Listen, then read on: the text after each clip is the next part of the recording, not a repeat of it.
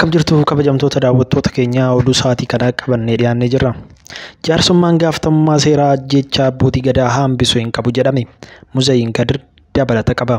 Koomishiniin mirga namoomaa adeemsi jaarsummaa gaafatamummaa seeraa ajjeechaa abbootii gadaa hambisuu hin qabu jechuun akeekkachiisee jira.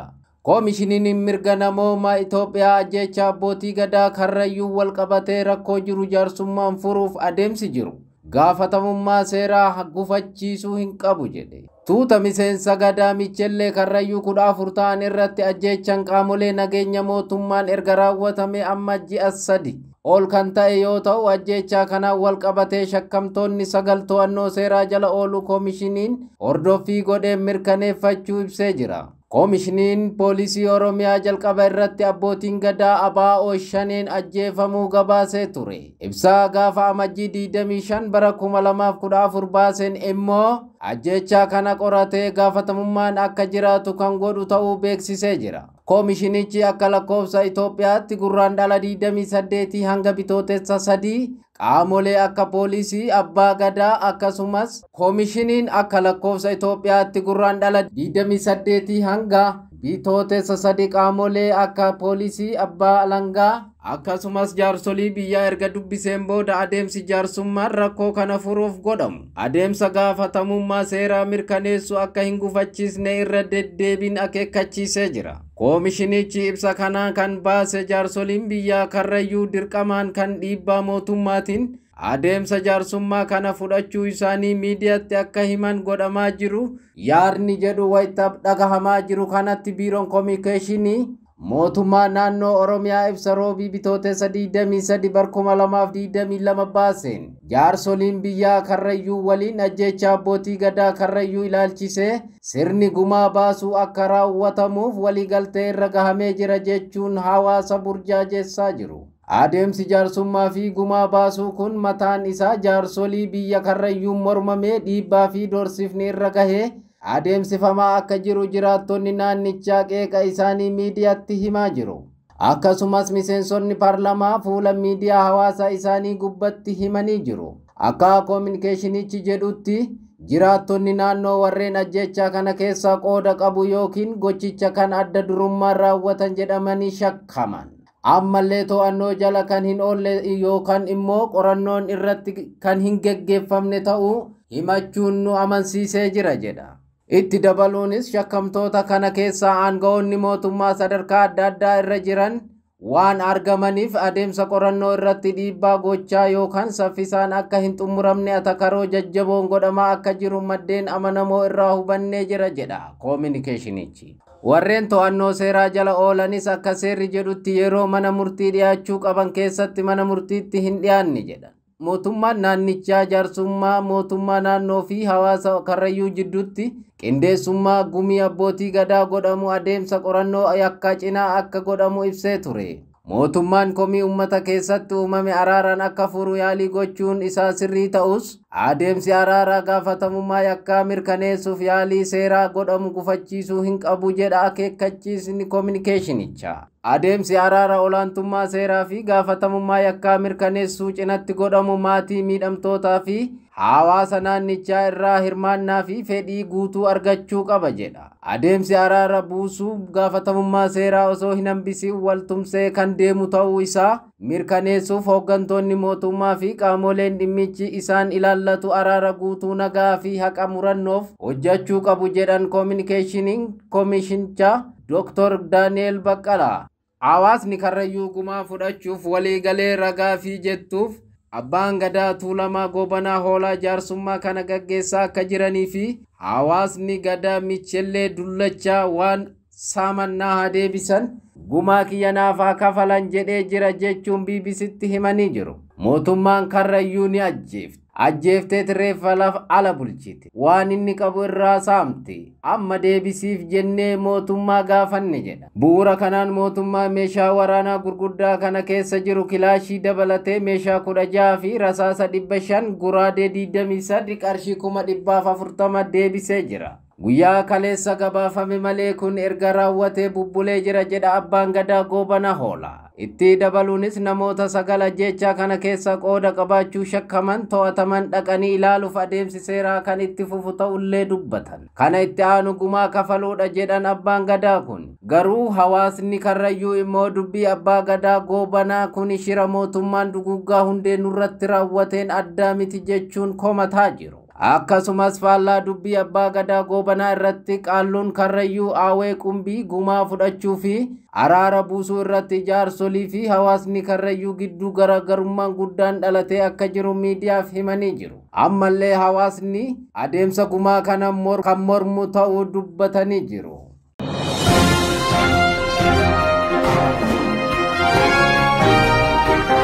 Dulli labsii HR 66 duwwaa taasifamaa jiru milkaa akka hin jirre dubbatamaa jira. Muzayyin Kadir.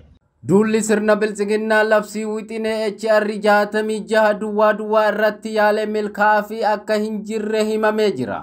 Dulli sirna bilchiginnaa labsii wixinee HR 66 duwwaa irratti yaale bilaasha ta'uu fi hongawuu isaanii himamee jira. Bilchiginnaan duula qindaa'aa taasisuun labsii wixinee koongireesii Ameerikaaf dhiyaataa jiru dhaabsisuuf yaalaa jiraattus itti milkaa'aa akka hin jirre himamee jira. Sababaan fashalaa'uu duula bilchiginnaa kanaa ammoo dhiittan mirga namoomaa guutuu Itoophiyaa keessatti hammaataa dhufuu fi qoqqooddan sirnichaa keessatti babal'ataa dhufeen leellistoota sirna nafxanyaa akka barbaadametti hiriirsuu dadhabuudha jedhamee jira. Labsiin miseensota koongireesii Ameerikaatiin qophaa'ee fi sirna bilchiginnaa irratti qoqqobbii dabalataa buusuu danda'a jedhamee eeggamaa jiru. Sirnicha muddama guddaa keessa buusee dhibbana karaa haajaa alaa mootummaa bilchiginnaatiin duulli akka taasifamu waamichi dhiyaataa ture.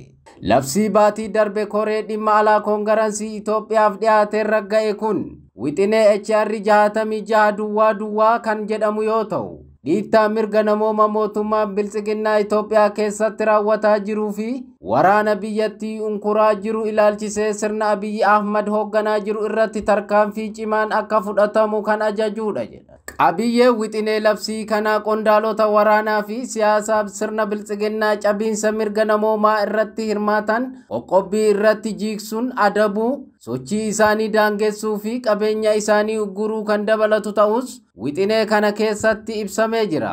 Dabalataanis dhaabbilee siyaasaa fi dinagdee yakka suukanneessaa Itoophiyaa keessatti raawwatamaa jiru keessatti kallattiinis ta'ee karaa naannawaatiin qaamolee tumsa taasisaa jiran adda baasee adabuu akka ta'e wixineen HR 66 duwwaa kana keessatti tuqamee jira. Labsiin wixinee kun koongireesii Ameerikaatiin ragga'uuf yeroo qarqara gahee jiru kanatti sirni bilchiginnaa ragga'uu labsichaa danquuf sochii garagaraa taasisaa akka jiru maddeen oduu sirnichaa gabaasaa jiru. Ibsi karaa obbo Dammaqaa Mokonninii fi Ambaasaadar Diinaa Muftiin tibbana kennaa jiranis muddama sirnichi keessa seenee jiru kan agarsiisu jedhamaa jira. Bilchiginnaan caasaa leellistoota sirna durii fi dallaaltota sadarkaa addunyaa mallaqa guddaa dhangalaasee bitachuun sochii taasisaa jiraatus ragga'uu labsii kanaa dhoorkuuf carraaqqiin taasisaa jiru garuu milkaa'aa akka hin jirre himamee jira. Bifuma wal fakkaatuun labsiin wixinee AC 3199 jedhamuu fi Seenetiin Ameerikaa koree hariiroo alaatiif miseensonni seenetii akka deeggaran duulli eegalame itti fufee jira. Labsii wixinee HR 66 duwwaa fi AC 3199 jedhaman kunniin waraanni Itoophiyaa keessatti taasifamaa jiru kan karaa nagaatiin akka furamu kanneen waraana kana keessatti akka suukanneessaa raawwatan seeratti akka dhiyaatan. Mariin siyaasaa hunda hirmaachisee akka taasifamu dhiibbaa kan taasisu ta'uun himamaa tureera.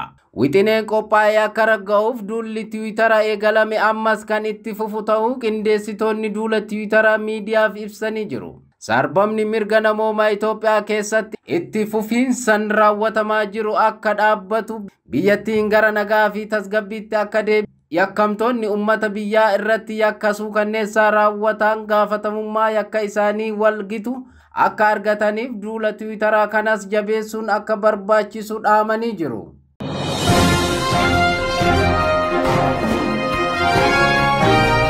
Barattoonni Afrikaa magaalaa Yuukireen Raashiyaan to'atamte keessatti rakkataa jiru. Dabalata qabna. Barattoonni biyyoota Afrikaa gara dhibbaa ta'anii fi magaalaa Keersan keessa jiraatan magaalattii keessaa ba'uuf deeggarsi akka taasifamuuf gaafataa jiru. Guyyoota muraasaaf da'annoo lafa jalaa yuunivarsiitii keessatti ijaarame keessa dhokotanii turan. Iddoon turmaataa sun baay'ee kan qabbanaa'uu fi ho'a argachuun hin danda'amnedha. Kana irratti qoricha dhiyeenyatti argachuu hin dandeenye. Kanaafuu hatattamaan deeggarsi taasifamee fi magaalattii keessaa akka ba'aniif gaafataa jiru. Dhukaasni barattoonni dhagaa jiranis tarii sagalee lola humnootiin Raashiyaa naannolee kibba lixa Yuukireen to'achuuf raawwatan ta'a jedhaniiru. Humnootiin Raashiyaas namoota babal'ifachuu isaanii morman irratti dhukaasaa jiru. Barattoota achitti argaman keessaa lammiileen Naayijeeriyaa mootummaan isaanii akka dafee isaan baasuuf waxwataa jiru. Mootummaan Naayijeeriyaa gama isaatiin barattoota kanneen baasuuf yaali cimaa taasisaa jiraachuu beeksisee jira. Barattoonnis gara Raashiyaatiin akka ba'an gochuuf xiyyaaronni qophaa'aa jiraachuu Raashiyaatti ambaasaaddarri Naayijeeriyaa torban darbee dubbatanii turan. Haa ta'u malee hanga yoonaatti barattoonni kunneen bahuu hin dandeenye. Kana malees barattoonni gara Raashiyaa imaluuf yaadda'aa jiru. Akkasumas barattoonni lammii Kaameruun, Gaanaa, Ijipti, Tuuniziyaa fi Morookoo magaalaa sana keessatti ni argamu. Yuunivarsiitiitti baratan keessa hanga ammaatti nyaanni muraasni jiraatullee suuqiiwwan keessa garuu shaqaxni dhumaa jira jedhu. Nyaanni gabaa irratti argamus gatii dachaan yookaan harka sadii caalaan gurguramaa jira. Barattoonni uffata miiccachuuf bishaan jiraatullee garuu dhugaatiif baay'ee hir'ataa jira jedhaniiru. Dhaabbileen deeggarsa nyaataa fi bishaan dhiyeessanis hanga yoomitti akka itti fufan hin beekamu. Magaalaan Keersan iddoowwan gara jalqabaa weerara humnootii Raashiyaa jala oolfaman keessaa ishii tokkodha.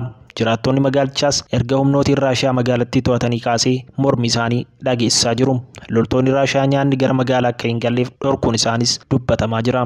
Kaayyoon dhorkaa kanas humnootiin Yuukireen nyaata gara magaalaa galchuu mala jedhuun gara waraanaatti akka hin seenneef sodaatameeti jedhameera. Barattoonni yuunivarsiiticha keessaa ba'uu kan danda'an gareen qofaa ta'uu yuunivarsiitichi beeksiseera. Kana irratti yoo ba'an irree isaanii irratti huccuu adii akka hidhatan ni gorfama. Barattoonni lammiilee nagaa ta'uu humnootii Raashiyaatti himuuf huccuu adii hidhatu. Waliigalatti barattoonni 10,000 Afrikaa fi Eeshiyaa kibbaa irraa dhaqan Yuukireen keessa kan jiraatan yoo ta'u isaan keessaa irra caalaan biyyattii keessaa ba'aniiru. Kaan ammoo biyyoota ollaa keessatti barnootatti fufaniiru. Haa ta'u malee barattoonni magaalaa Yuukireen Keersan keessatti hafan rakkoo fi sodaa keessa galaniiru.